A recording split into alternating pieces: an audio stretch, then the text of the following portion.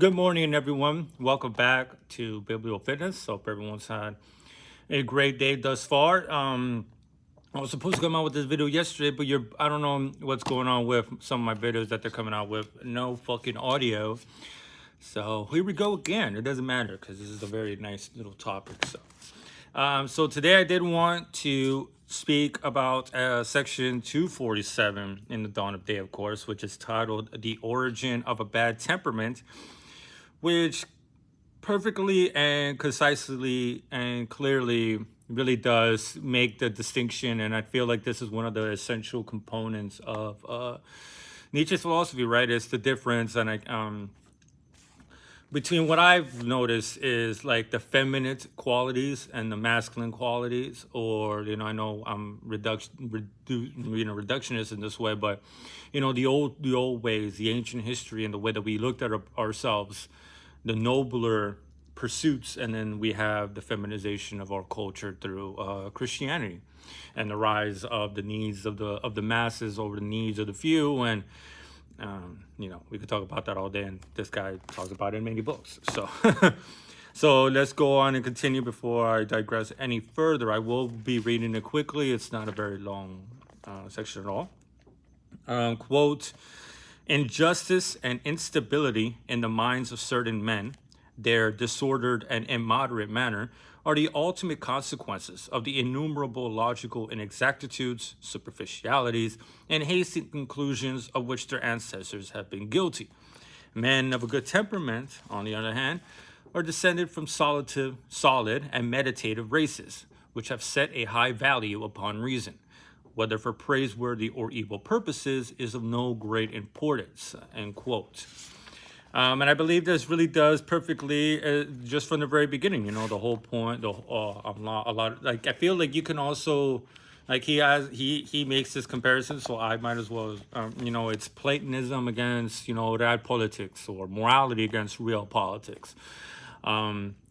A lot of us, most of us, have this desperate need to construct an illusion in order for us to make it all work, right? We have to believe that we are the chosen ones.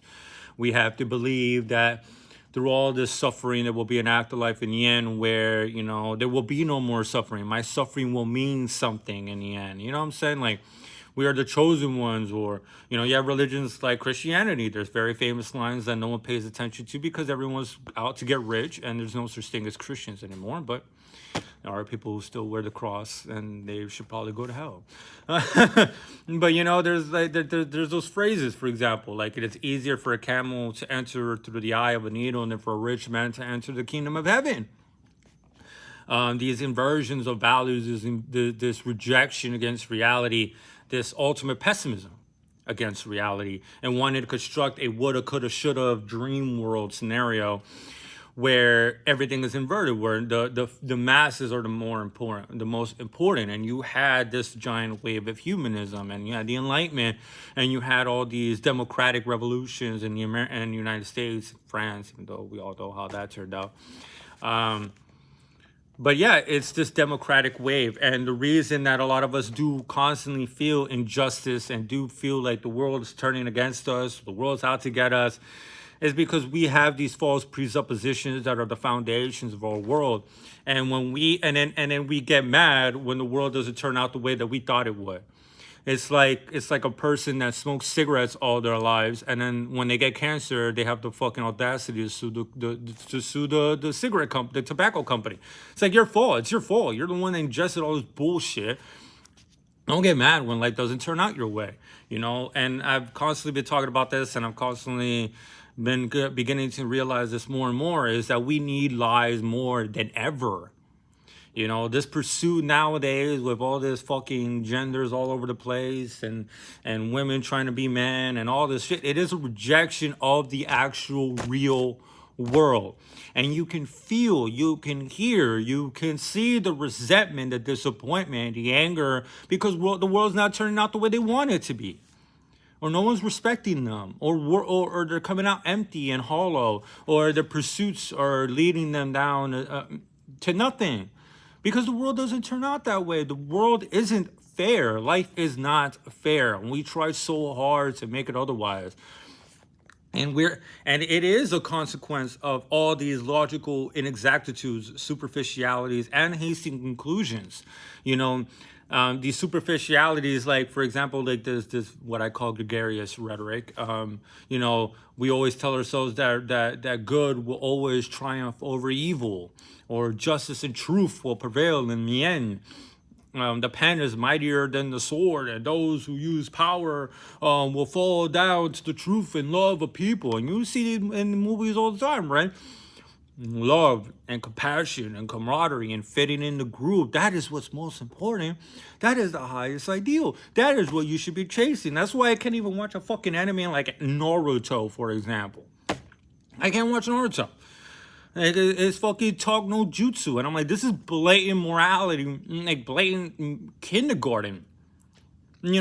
Like a guy's super evil, and then Naruto starts talking, oh yeah, I remember when I used to be alone, and I used to be secluded from everybody, but ever since I started succeeding, people started accepting me, and when people started accepting me, I started feeling complete, and I started feeling whole, and I started seeing how beautiful life is, because now I'm surrounded by people who love me, and then the people are like, oh, you're totally right, bro. You're totally right. This is what's been missing in my life.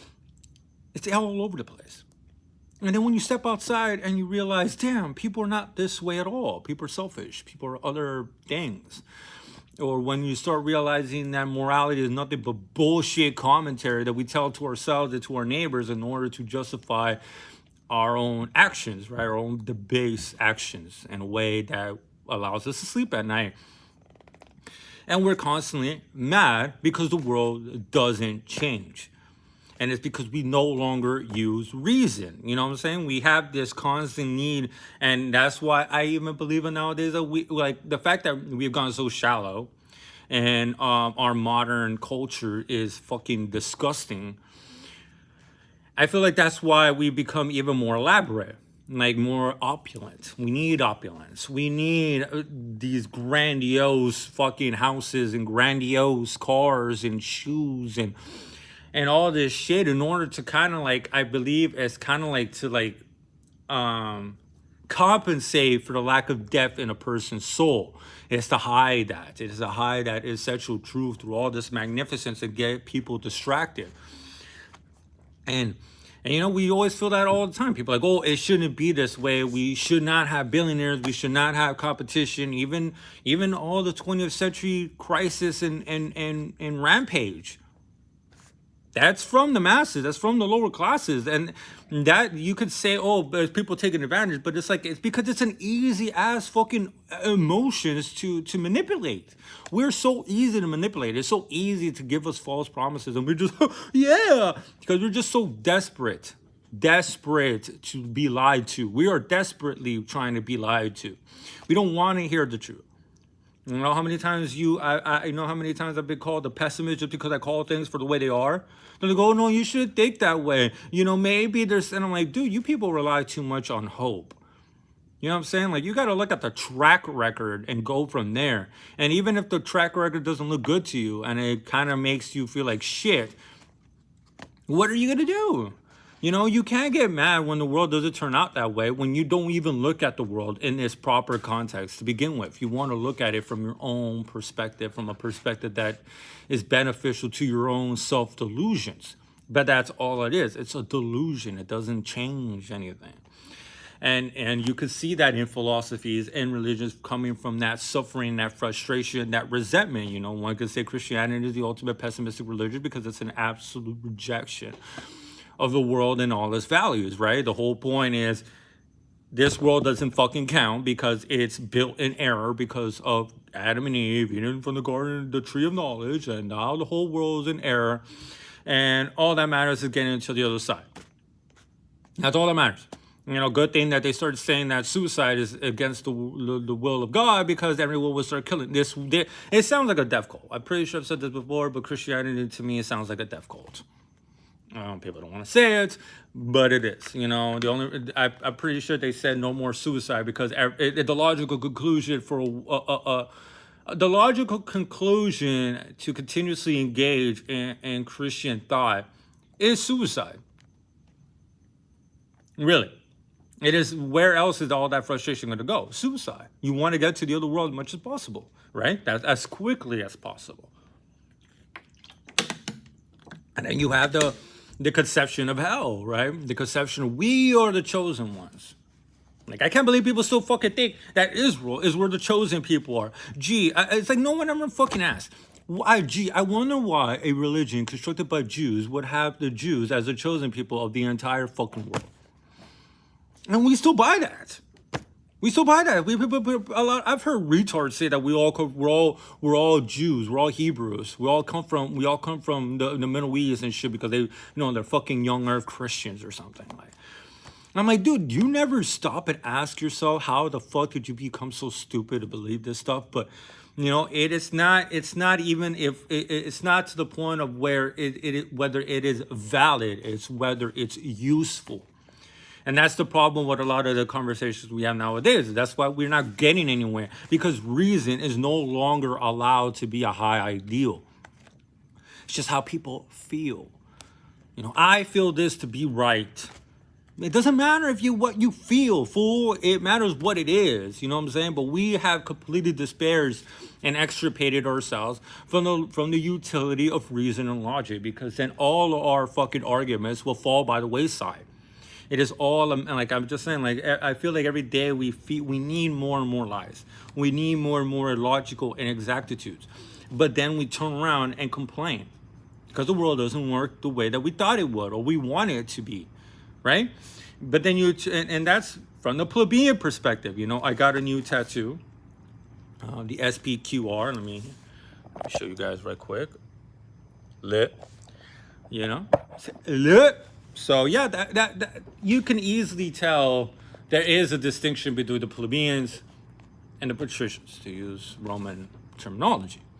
You can go from Plato to Heraclitus, as Nietzsche likes to say, right? People, even Plato had a sort of resentment, right? He was going around right at the end of the Peloponnesian War when the democracy, the democracy of Athens was toppled by the 100 tyrants, right? And then you had this revolution, this constant revolution and infighting. And that had to have caused something within Plato into his own philosophy, right? Using reason to go against the mob rule. He was against mob rule. You look at Plato's Republic, there's censorship, there's distinction of classes, there's never intermixing because of what he felt, right? The resentment of war, the resentment of oppression. And he couldn't even get into politics because one of his uncles or whatever were one of the 100 tyrants. So a political career was a non-starter for Plato. And then you go to people like Heraclitus, where he famously states war is progress. But we don't want to deal with that because we don't have power. We don't have strength. We don't have the ability to do so. So we have to find a way to exhibit power, strength, and influence in another way. And that's when you have someone like Plato who goes to, it was very selective during those times, right? Only people who really stuck to the books, who really studied themselves and really studied about reason and logic. And eventually they'll be able to get themselves out of the cave and see the light. And that's where we could go to the whole, phenomenal, noumenal world split. And that's a conversation on the ram because how the fuck, I'm not going to get into that because honestly, that whole trying to make a distinction of there's a world beyond our own is a logical fallacy. To me, it's a logical fallacy and it's a fucking giant waste of time to even talk about it, in my opinion. But then, Platonism became Platonism for the people. Now, the truth is accessible to all. The love of God, the truth, ideal, everything is now available to you on a silver platter. All you have to do is suck your God's dick. And that's it. You didn't have to work for it. Everything just handed to you. You know what I'm saying? There is a difference. And then you go to the patricians. Let's go to ancient history. You know what I'm saying? You go to nobler causes. And even in philosophy, people I need to read La Rochefoucauld. And the only reason I brought up his name is because I listened to a podcast about him. And I need to read his moral maxims. But you go to him. You go to people like Niccolo Machiavelli. You go to these fucking guys that are coming from another spectrum, right? They look at the world completely different. They look at the world from a real politics perspective, without morality, without this framing, without this fucking bullshit documentary or a commentary, I'm sorry, and glossing over through this fucking gregarious rhetoric and getting down to the nitty gritty, getting down to the core of who we are. And people don't like that.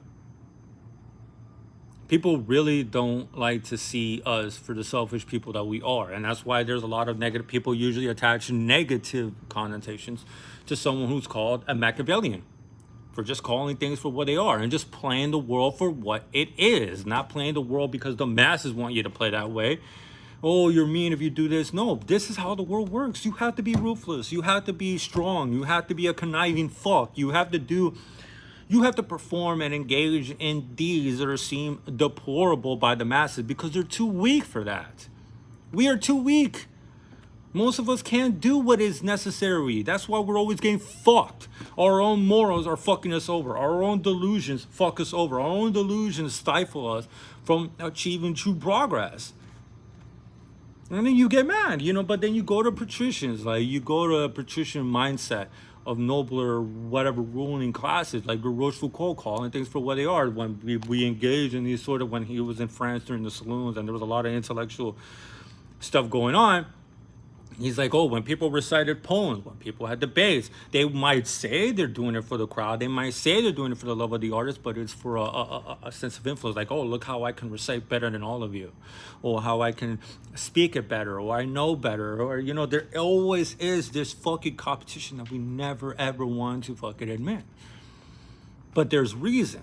We use reason to logically deduce what's going on. We don't allow we don't allow morality to fucking stifle them from seeing the truth.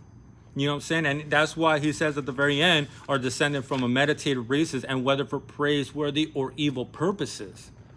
Because it's the people that are at the top and people who don't complain and see the world for the way it is that are able to make any advancements whatsoever. You know what I'm saying? Like we always focus on the words and not the actions. We always think that the words that are being said to us is like the intention is more important than the result achieved by the action. That's the world we live in now. And like I said, this is a very, very nice distinction between both, and it's very it's very concise, and it makes it seem like it's fucking obvious, but it really is. We're very resentful because the world doesn't go the way that we want it to, because the promised utopia hasn't arrived, or vengeance and Jesus is going to come down and rescue all his followers and the rest of us are going to burn in hell for all eternity. Like, what does that sound like to you? Resentment, right? Why do you want other people to suffer? Just because you've been suffering and pain and misery loves company?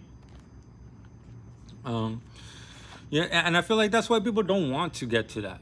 Because then we seem very simple, and people don't want to seem simple. Like I said, people we really try hard. We continuously engage in this endeavor to overcomplicate ourselves. When it's nothing, when it's superficial, we're not complicated. We try to make it seem like we're complicated, but we're not. We're fucking simple fools, especially now. Jesus, I sound like, I am a pessimist to modern culture. Even the pictures we take is there's no depth. There's nothing. It's just dumbasses with their fucking duck lips and shit, and their asses poking out, and they call it art. It's just extremely superficial, but we try to make it seem like we're complicated and opulent and stuff like that, and we're difficult to understand and comprehend. And it's like, shut the fuck up. But reason in going down that road does make you question a lot of your own convictions and beliefs, and it's gonna humble the shit out of you. But you're shooting yourself in the foot if you don't look at the world for the gruesome world that it is. It's gruesome. It's terrible. It's not fair. Might is right a lot of the times. And that's why even Nietzsche talks about the difference between Thucydides and Plato. Thucydides doesn't have resentment. He doesn't throw resentment in his books. He doesn't try to be like Plato, that he fucking writes a thing and all the people who went against him are seen like a bunch of retards and fools and are easily countered and easily rebutted in the conversation contained within the Republic. His resentment is alive and well in this philosophy. But then you have someone like Thucydides, right? And you have the very famous chapter in the Peloponnesian, in his book, the history of the Peloponnesian War, which is the Melian dialogue, right? And like how many people, if you don't know about the Melian dialogue, come on now, you know what I'm saying? But it's a famous chapter within the history of the Peloponnesian War that just encapsulates this entire conversation, right? You had Melos, an island that wasn't completely subjected by Athens throughout the course of the Peloponnesian War, right? And then here comes Athens that says, hey, look, you guys need to subjugate yourselves to us, to our rule. And they're like, oh, but why? We've always been friends. And then Athens, like, obviously, I'm completely paraphrasing the entirety of this thing, but Athens, like, dude, we need you. You're the only island that's not under our thumb. That's not happening anymore. And if we don't take over you, we're going to be seen as weak, and we can't have that right now. So either submit or die. And then the Melians are like, oh, but why would you want to do that? We have friends. The God is on our side. The gods are on our side because the truth will prevail. And they're just like, dude, your gods are not going to come and save you. Your allies are not going to come and save you. We have you surrounded. Are you sure you want to do this? Because if we have to fight you, we will destroy you. Don't believe that. That the whole Melian dialogue, like, dude, stop. No, none of these things are any factor whatsoever. This is war. Gods don't give a fuck. This is war. The stronger is power. The stronger subjects the weaker under their will. That's how the world works. But we try very hard to run away from that simple fact. And at the end, the Melos like, no, we'll take our chances. The gods will care for us. And obviously, all the men were fucking slaughtered. The city was burned to the ground, and the women and children were sold into slavery. That incident itself encapsulates perfectly the origin of a bad temperament, that distinction between what we rely on, whether we rely on logic or whether we rely on dreamland, hoping for a better world that will never come. So that'll be all for today. This is an amazing fucking book. I'm just going to be going hard on these motherfuckers. But I already have the next one ready to go. It'll be pretty good. I'm really glad that, there's a man such as Nietzsche has come around and called things for what they are. I feel like a lot of people don't even want to deal with him because it's just like, we always want to make it seem like we're doing it for the best of reasons and we're doing it for the betterment of the community when we're a bunch of bullshitters. So hope y'all have a great day. Hope y'all make beautiful gains. This tattoo has unfortunately caused me to take a bit of a deload. I did not want to ruin it by sweating at the gym, it's cost me money. So, whatever, I'm gonna have to wait until Monday. I'm not gonna go to the gym over the weekend. That's fucking stupid. But I mean, not stupid, but that's just not how my training is right now. So, love y'all. And until next time, peace.